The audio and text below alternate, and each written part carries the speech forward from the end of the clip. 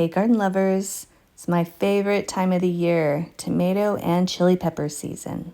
We have some greenhouse tomatoes we've been growing for the last few weeks, but we're just starting about 30 different varieties that we'll be growing out in our raised beds and containers.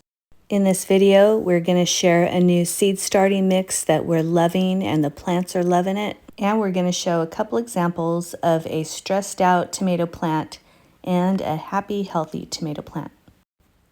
Last year we grew this black strawberry for the first time. It's such an excellent variety. We did a review on it. You could go back through our videos and take a look at that.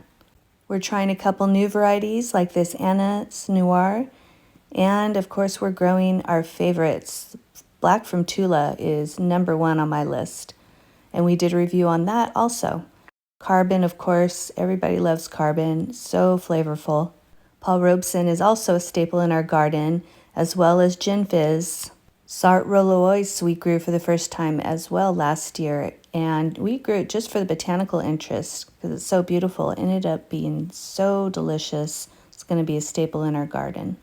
All right, so I mentioned that we are using a new seed starting mix. I've really resisted getting away from Edna's Best, but this cocoa coir offers so many benefits. It's light and airy, which offers more oxygen to the young plant roots, and it has great moisture retention. So I decided to get the best of both worlds, and I mixed Edna's Best with cocoa coir, some vermiculite. This way we're still going to get the great nutrients that Edna's Best soil offers, and we mixed in some Crown Jewels by Royal Gold. It's a nice balanced organic fertilizer. Our last round of chili peppers we started in this mix, and they are growing so well, and the tomatoes are loving it also. Here they are, day 4, and most of them are popping up. A couple, like the Costalito Genovese, germinated at day 3. We have them germinating on a heat mat at 80 degrees, and they have their own little makeshift greenhouse with these plastic bags.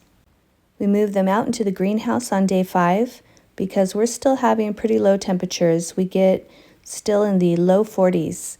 And in a minute, we're going to show you some stressed out tomato plants that are popping up on their own. And the big difference between a tomato plant that's kept comfortable at the temperatures they prefer and the stressed out ones that are out in the cold. Here they are on day 8, and some true leaves are starting to emerge. Typically each year we start our tomato plants much earlier so that they're nice and mature when we transplant them, but our grow mats and grow lights were taken up by all the chili peppers this year.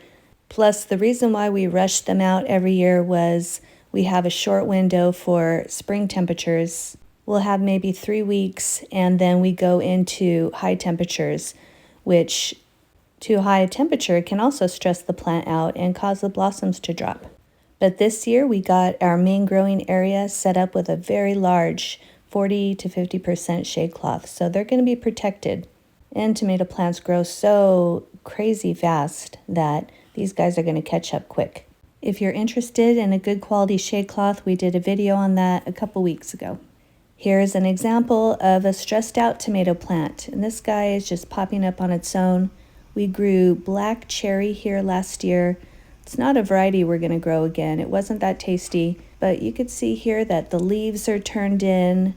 The leaf color is more of a pale yellow-green with some purple streaks going through their veins. From what I understand, the purple is the anthocyanins coming out to protect the plant. I'm going to do a little more research on that.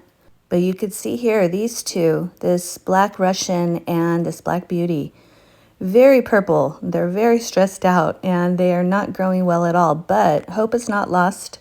This Black Beauty was in the same condition, and as soon as we got it transplanted into a bigger container with some nutrient-rich soil, got it moved into the greenhouse, and it's bounced back and doing really well.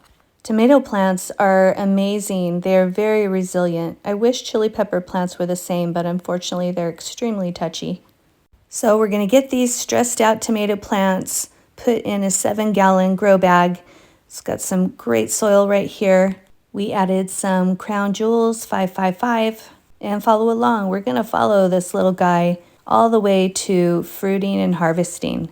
and you could watch this struggling little baby tomato plant turn into a big, beautiful plant like these. That's it for now. Hope you guys enjoy your week and enjoy your garden.